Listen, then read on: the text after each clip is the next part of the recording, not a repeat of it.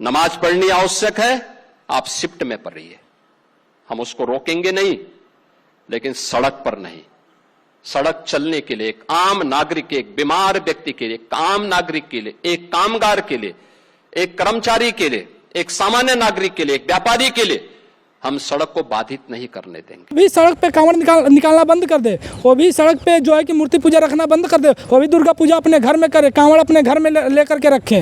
ये देश में तानाशाही नहीं चलेगी। 27 में वो जा रहे हैं ना, इसका हिसाब किया जाएगा। चले हम कहते हैं कि सबको बंद करो ना, सिर्फ एक चीज़ को क्यों बंद करते हो? तो आप कंवरिया जाते हैं, वहाँ पे हुड़दंग मचाते हैं, गांजा पीते हैं, ड्रग लेते हैं, नशेड़ी होते हैं, ऐसे लोगों के ऊपर फूल बरसाते हो, जो शांति बना क्यों नहीं कर देते हैं? यही बात बोले हैं, यही बात बोले। आपके जैसे लोग पत्रकारिता में रहेंगे ना, तो देश की पत्रकारिता गर्त में चली गई है, अब और गर्त में जाएगी, पता लोग में चली जाएगी। आप अंबेडकर जयंती चंद से लोग हैं मनाते हैं, आपकी छाती में दर्द हो जाता है। मुसलमान अगर नमाज पढ़ दे तो डीजे बजाना तो शोर करना कोई ठीक है? अरे तो डीजे नवरात्रि में क्यों बजाया जाता है? डीजे आप कांवड़ में क्यों बजाते हो? आप ट्रॉली पे ट्रक पर लाद करके डीजे ले जाते हो, वो क्या है? आप जो दुर्गा पूजा के जो मूर्ति विसर्जन होता है उसमें इतने सारे डीजे लेकर के जाते हो, बाजे लेकर के जाते हो, आप नाचते हुए जाते हो, वो क्या है? आप होली मत सड़क पर खेलो, अपने घर में होली खेलो, ऐसे ऐसे रंग लगा के अपने घर में ही रह जाओ। ये अपने त्योहार पर सबसे ज़्यादा आबादी है, तो यहाँ पर मुश्किल है, लेकिन बहुत बड़ा चेंज आने जा रहा है। एक संवैधानिक सरकार बनेगी उत्तर प्रदेश में। उत्तर प्रदेश में तानाशाही खत्म होगी, जो तानाशाही कहती है कि तुम मस्जिद में नमाज नहीं पढ़ सकते।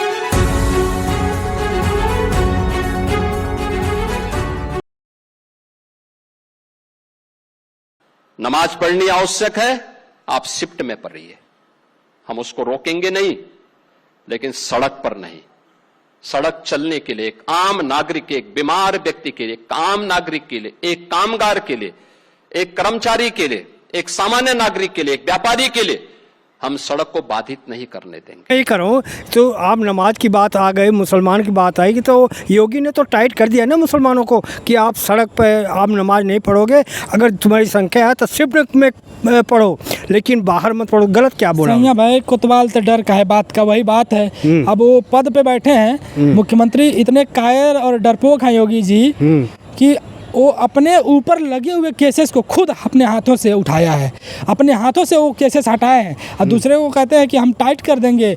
इतने एक रेसिस्ट व्यक्ति को मुख्यमंत्री बना दिया गया है। कैराना के लोगों को कहते हैं कि हम डेंटिंग पेंटिंग करके सही कर देंगे। यह एक संवैधानिक भाषा नहीं है मुख्यमंत्री की, जो बोलते हैं कि हम डेंटिंग पेंटिंग करके सही कर देंगे, या हम उनको सुनिए तो हम उनको टाइट कर देंगे। अगर आपको टाइट करना है तो ये जो हुड़दंग मचता है कांवड़ के नाम पे, ये 2 महीने तक हुड़दंग मचता रहता है, पूरे रोड जाम हो जाते हैं, उसको भी खाली करवाइए। जो रैलियाँ निकाल दी जाती हैं और मस्जिद के सामने जा करके भद्दी भद्दी गालियाँ दी जाती हैं, इस पर तो बाकायदा एक किताब पब्लिश हुई है। उस रैलियों को, उस मॉब को आप कंट्रोल करिए। मस्जिद में लोग शांति से जाते हैं। गलत क्या कहा बोला? गलत क्या बोला? यही कहा कि आप रोड पर नहीं नमाज पढ़ो। बिल्कुल गलत क्या बोला? रोड पे किसी को नमाज पढ़ने की, पूजा करने की इजाजत नहीं होनी चाहिए। मेरा कहना यह है कि आप पक्षपात क्यों कर रहे हो? आप सिर्फ मुसलमानों की टाइट कर रहे हो। पता नहीं क्यों जो मनुवादी लोग हैं उनका घोड़ी से और मुसलमानों से क्या रिश्ता है कि घोड़ी पर कोई दलित चढ़ गया तो उनको दिक्कत हो जाती है, कोई अगर मुसलमान दिख गया उनसे उनको दिक्कत। घोड़ी से मुसलमान से दिक्कत क्या है? पहले यह बात वो लोग क्लियर करें कि आखिर उनको प्रॉब्लम क्या है, कहाँ दर्द होता है उनको देखने। अरे कानून व्यवस्था है, पालन करेंगे नहीं? इससे कानून व्यवस्था बिगड़ेगा नहीं? पालन करेंगे तो एक तरफा पालन नहीं होना चाहिए ना, पक्षपात नहीं होना चाहिए। अगर आप नमाज पे रोक लगा रहे हो तो आप जो भी मूर्ति पूजा है, जो अभी दशहरा आएगा आप देखना। आप नमाज पढ़ते हो क्या? आप कितना दर्द हो रहा है? दर्द हमें नहीं हो रहा है, हम संवैधानिक बात कर रहे हैं। दर्द तो उन्हें हो रहा है जो कांवड़ लेकर के जाते हैं और एक दूसरे वर्ग को कह रहे हैं कि तुम नमाज मत पढ़ो। हम कहते हैं कि नमाज पढ़ना तब तक जायज़ है जब तक एक कांवड़ और मूर्ति पूजा जो है कि जायज़ है, जब तक ये चले। हम कहते हैं कि सबको बंद करो ना, सिर्फ एक चीज़ को क्यों बंद करते हो? तो आप कंवरिया जाते हैं, वहाँ पे हुड़दंग मचाते हैं, गांजा पीते हैं, ड्रग लेते हैं, नशेड़ी होते हैं, ऐसे लोगों के ऊपर फूल बरसाते हो। जो शांति से अपने घरों में नमाज पढ़ने जाता है, जो शांति से अपने घरों में अपने मस्जिद में नमाज पढ़ करके चला आता है, वो उसके ऊपर आप कहते हो कि हम इनको टाइट कर देंगे, उनको लातों से मारते हो। ये याद रखिएगा। सड़क पे नमाज पढ़ना मना करा उन्होंने, घर में पढ़ने के लिए नहीं मना करा। हाँ, तो वो भी सड़क पे कांवड़ निकालना बंद कर दे, वो भी सड़क पे जो है कि मूर्ति पूजा रखना बंद कर दे, वो भी दुर्गा पूजा अपने घर में करे, कांवड़ अपने घर में लेकर के रखें। ये देश में तानाशाही नहीं चलेगी। 27 में वो जा रहे हैं ना, इसका हिसाब किया जाएगा, जो भी संवैधानिक तरीके से हिसाब होगा वो हिसाब किया जाएगा। हाँ। ऐसे जो उपद्रवी मानसिकता के जो लोग हैं, चाहे मुख्यमंत्री पद तक ही क्यों न पहुंच गए हैं, कार्रवाई होगी, उचित कार्रवाई होगी। कि जब आप बोल रहे हो कि सड़क पे नमाज नहीं पढ़ेंगे, तो सड़क पे आप कांवड़ भी मत निकालने दो, सड़क पे आप दुर्गा पूजा की भी मूर्ति मत रखने दो, लक्ष्मी पूजा की भी, जो भी पूजा होती है, गणेश चतुर्थी बंद करो महाराष्ट्र में जा करके। सड़क पे आप सारा काम आप करो तो रासलीला, दूसरा कोई करे तो कैरेक्टर ढीला, ये नहीं चलने वाला है। नहीं, अभी तो ये भी आया है ना सामने कि बाबा साहब की जब झांकी निकले तो वहाँ डीजे बजता है, उससे प्रदूषण, आवाज प्रदूषण बढ़ता है, इसलिए डीजे नहीं बजना चाहिए। बाबा साहब अम्बेडकर की जितने भी कार्यक्रम होते हैं, हाँ, 2 दिन पहले, 1 दिन पहले, 3 दिन पहले, 1 सप्ताह पहले परमिशन लिया जाता है ऑल ओवर इंडिया। अगर डीजे बजना मना है कि जो वायु प्रदूषण होता है, तो कौन रोकता है? वो मना क्यों नहीं कर देते हैं? हाँ, यही बात बोले हैं। हाँ। यही बात बोले। आपके जैसे लोग पत्रकारिता में रहेंगे ना, तो देश की पत्रकारिता गर्त में चली गई है। हाँ। अब और गर्त में जाएगी, पता लोग में चली जाएगी। हाँ। आप अम्बेडकर जयंती चंद से लोग हैं मनाते हैं। हाँ।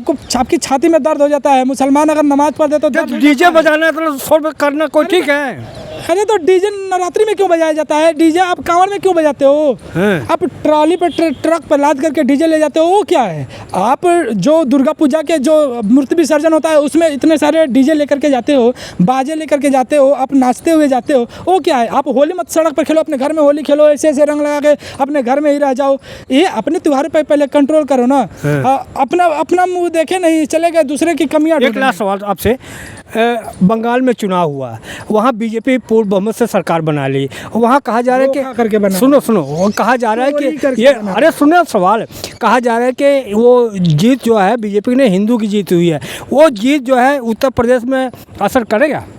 वो जीत केचुआ की हुई है, केंद्रीय चुनाव आयोग। वह जीत ज्ञानेशु की हुई है, ज्ञानेश कुमार की।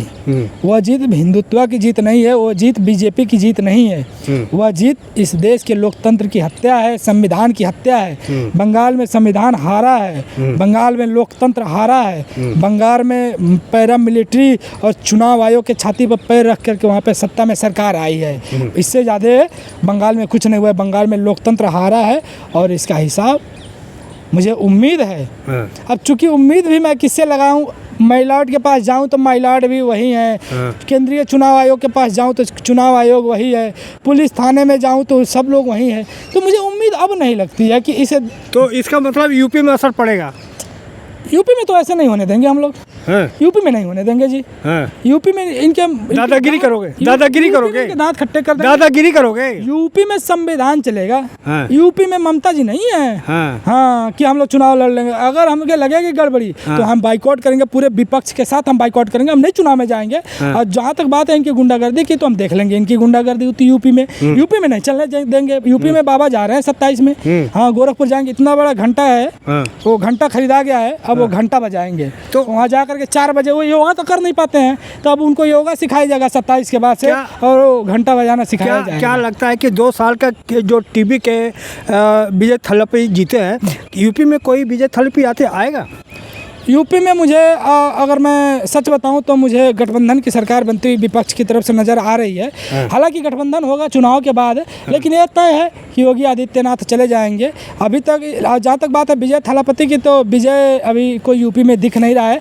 थोड़ी चंद्रशेखर जी की है, लेकिन चूँकि जो 40 लोकसभाओं का सीट है तमिलनाडु, उत्तर प्रदेश में 80 लोकसभा सीट है। उत्तर प्रदेश अपने आप में एक देश है, पूरे दिल्ली से लेकर के बिहार तक इतना लंबा चौड़ा स्टेट है, सबसे ज़्यादा आबादी है। तो यहाँ पर मुश्किल है, लेकिन बहुत बड़ा चेंज आने जा रहा है। एक संवैधानिक सरकार बनेगी उत्तर प्रदेश में। उत्तर प्रदेश में तानाशाही खत्म होगी। जो तानाशाही कहती है कि तुम मस्जिद में नमाज नहीं पढ़ सकते हो, तुम सड़क पे नमाज नहीं पढ़ सकते हो, लेकिन हम सड़क पे डीजे बजाएंगे, हम सड़क पे कांवड़ निकालेंगे, हम सड़क पे गांजा पिएंगे और हम सड़क पे उपद्रव मचाएंगे, तुम कुछ नहीं कर सकते हो क्योंकि सड़क तुम्हारा नहीं है, उनके के हिसाब से। क्या राहुल गांधी के भाषण में और आचरण में कोई अंतर दिखता कि बराबर है? राहुल गांधी के भाषण में अंतर तो दिख रहा है, लेकिन यूपी में प्रभाव नहीं है उनका। हाँ, यूपी में राहुल गांधी नहीं है, वो तो उनकी 4-5 सीटें निकल गई कि वो सपा के साथ गठबंधन में थे।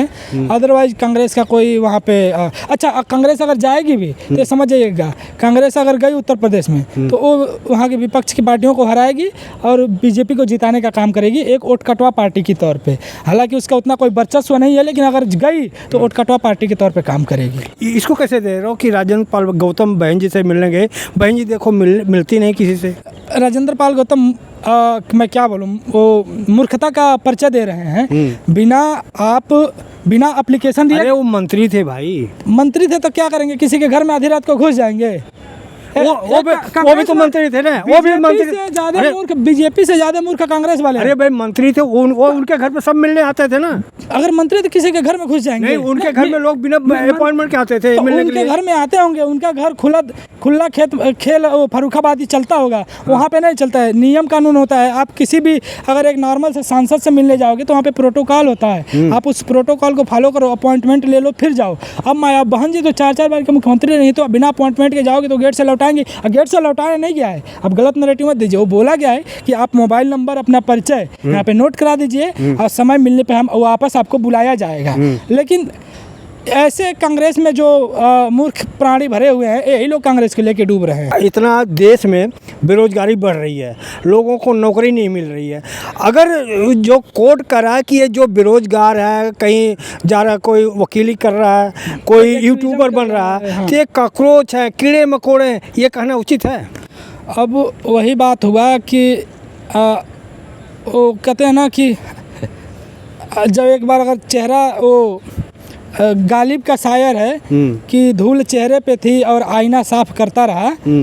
वही बात है कि जो आदमी खुद कोलोजियम सिस्टम से आया है, आज हम जस्टिस चंद्रचूड़ को चैलेंज करते हैं। अगर आज वो एसएससी सीजीएल के एग्जाम में बैठे हैं, उन युवाओं के साथ अगर एसएससी सीजीएल क्वालिफाई कर जाएंगे तो जो बोलेंगे हम कर जाएंगे। आज उनसे एसएससी सीजीएल का एग्जाम क्वालिफाई नहीं होगा। जो जज बन करके बैठे हैं यहाँ पे, जो ब्राह्मणों का एक बनियों का जो एक नेक्सस चल रहा है कोर्ट में, वहाँ उनका दबदबा जो चल रहा है, उस दबदबे की वजह से, उस सोर्स पानी की वजह से तेल लगा करके कोई कुछ भी बन जाए, उसके बाद से दूसरे के ऊपर वो बोले कि ये बेरोजगार है, पढ़ता नहीं है। आप आइए माननीय माय लॉर्ड, आप आइए, एसएससी सीजीएल का एग्जाम क्वालिफाई करके अगर आप दिखा दिए तो आप जो बोलेंगे वो तो गलत क्या करें? एक मिनट, आपसे एसएससी सीजीएल का एग्जाम क्वालिफाई नहीं होगा जज साहब। आप जो बच्चों को बोल रहे हैं ना कॉकरोच हैं, आप कॉकरोच पैरासाइट बोल रहे हैं, तो हम हैं पैरासाइट।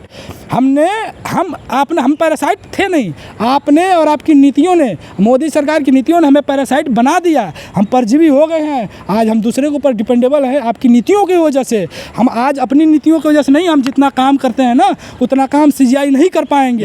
आज उतना काम जस्टिस चंद्रचूड़ नहीं कर पाएंगे। हमारा कोर्ट में बहुत सम्मान है, आस्था है, सुप्रीम कोर्ट का सम्मान करते हैं। सवाल नहीं लेते, बात है ना। जस्टिस चंद्रचूड़ ने ऐसी बातें कर दी है कि उन्होंने बोला है कि हम कॉकरोच हैं, हम पैरासाइट। तो हाँ, हम हैं पैरासाइट, हम हैं परजीवी, हम माँ बाप के टुकड़े पे पल रहे हैं। क्या करें, एक ही तो जन्म मिलता है। इस जन्म में भी आपने बेरोजगार कर दिया, आपकी नीतियों ने हमें बेरोजगार कर दिया। कहाँ जाएं हम लोग?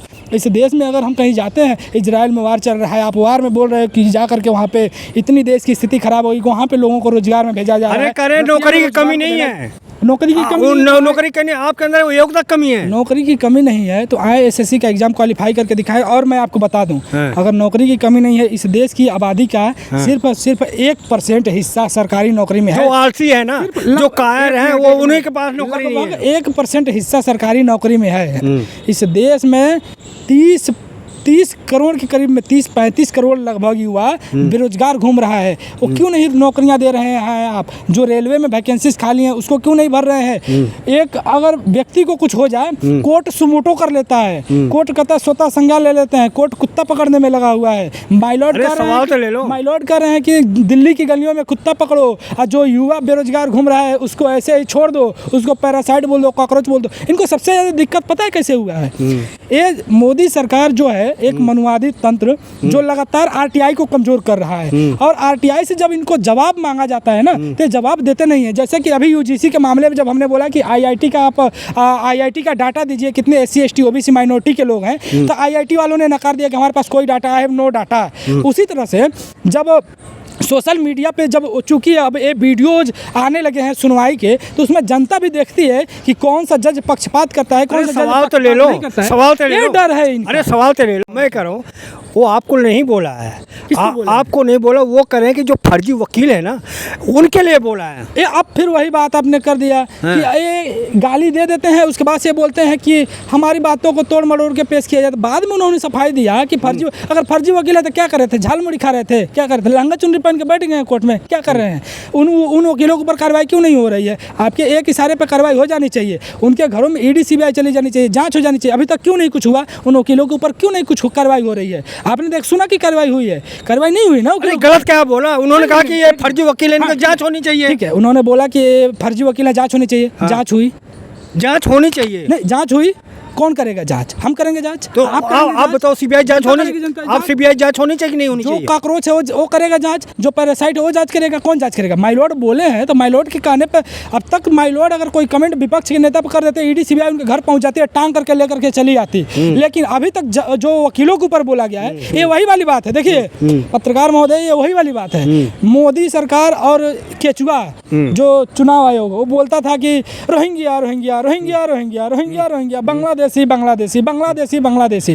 और जब बंगाल में वो जो एनआरसी हुआ, चाहे वो असम में एनआरसी हुआ, कितने रोहिंग्या भगाए गए, कितने बांग्लादेशी भगाए गए? बताइए। बंगाल से, बिहार से, चाहे असम से कितने लोग भगाए गए? नहीं भगाए गए ना। इसी तरह से बोल रहे हैं कि चूंकि उन वकीलों का पक्ष इतना मजबूत होता है कि वो लोकतंत्र के लिए लड़ रहे हैं, इसकी वजह से ये इनको बोलते हैं कि तुम फर्जी हो। चूंकि ये उनके जवाब नहीं दे पाते हैं, एक ब्राह्मणिकल जो तंत्र है उसको नेक्सस बना करके वो दबाया हुआ है, और वो जो वकील जो है उसको तोड़ते हैं, उससे संविधान को देखते हैं कि अच्छा संविधान तो इसको तोड़ रहा है। वो अपने संवैधानिक दायरे में रहकर जब बहस करते हैं, इनके पास जवाब नहीं होता है, तो जब जवाब नहीं होता तो इनको फर्जी बोल देते हैं। वो फर्जी नहीं है, असल फर्जी वो कोलोजियम सिस्टम है, जो फर्जी तरीके से एक अयोग्य व्यक्ति जो इस देश की संविधान में आस्था रखनी चाहिए, वह व्यक्ति जाता है धीरेन्द्र शास्त्री जैसा मूर्ख व्यक्ति के पास जो कक्षा 10वीं का एग्जाम पास नहीं किया है, वहाँ जाता है। और वहाँ जाने के बाद से सुप्रीम कोर्ट का टॉप का जज वहाँ जाता है, कहता है कि हम बौद्ध हैं, उसकी चरणों में वो जाता नहीं है, अपनी बीवी और बच्चों को लेकर जाता है। ऐसे अयोग्य लोग जो है कि जुडिशरी में बैठे हुए हैं, इसलिए दूसरे को कमज़ोर, अपने आप को सुपीरियर साबित करने के लिए दूसरे को कमज़ोर। एक सवाल तो ले लो, मैं ये कह रहा हूँ कि क्या इस तरह से अगर जैसे आप कह रहे हो तो न्यायपालिका से न्याय पाने की उम्मीद है? न्यायपालिका पर मुझे पूरा विश्वास है, न्यायपालिका का हम सम्मान भी करते हैं। सिर्फ दिक्कत किसी से है जो कोलोजियम सिस्टम से जज बने हैं, उन जजों से दिक्कत है, न्यायपालिका से दिक्कत नहीं है। आज कुर्सी पे कोई और बैठ जाएगा, न्यायिक आदमी बैठ जाएगा, वो न्याय दिलाएगा। हमें न्यायपालिका से उम्मीद है। आपने पूछा कि न्यायपालिका से उम्मीद है कि नहीं, हमें बिल्कुल उम्मीद है। सिर्फ जो वो जज बैठे हैं ना, जो मनवादी जज है, सरकार कह रही है कि हमें राम मंदिर बनवाना है, तो वो लोग बोल रहे हैं हमारे सपने में हर बंदर आया था, बोल रहा था कि राम मंदिर बना दे, फेथ के आधार पर राम मंदिर का फैसला दे दिए। अब 25 किलोमीटर दूर आप जा करके बाबरी मस्जिद बनवा रहे। आप बताओ, एक मिनट आप काटोगे नहीं, इसको आप चलाओगे। अपनी टीआरपी के चक्कर में आप जो सच्चाई बात होते ही काट देते हो। आप ये सोचो कि बाबरी मस्जिद को उतना दूर बनाया जा रहा है, मस्जिद में लोग 5 वक्त का नमाज पढ़ने जाते हैं। अब 5 वक्त का नमाज खास करके वे लोग पढ़ते हैं जो घर के गांव के बूढ़े बुजुर्ग लोग होते हैं। अब बूढ़े बुजुर्ग लोग 25 किलोमीटर दूर जाएंगे नमाज पढ़ने, दिन में 5 बार वो आएंगे जाएंगे, वो तो उसी में मर जाएंगे। तो उनके लिए आप 25 किलोमीटर दूर बना रहे हो, और राम मंदिर जहाँ पे कोई भी पुरातात्विक साक्ष्य नहीं मिला है, वो वहाँ पर आप राम मंदिर बना दे रहे हैं। आप राम मंदिर बनाइए, हमें कोई दिक्कत नहीं है, लेकिन जो बाबरी मस्जिद जहाँ थी वहाँ बना देते। लेकिन आप फेथ के आधार पर फैसला देते हो, फिर बोलते हो कि हम सुपीरियर हैं, जो 18 घंटा काम पढ़ते हैं बच्चे जो नौकरी नहीं पाते हैं वो पैरासाइट हैं।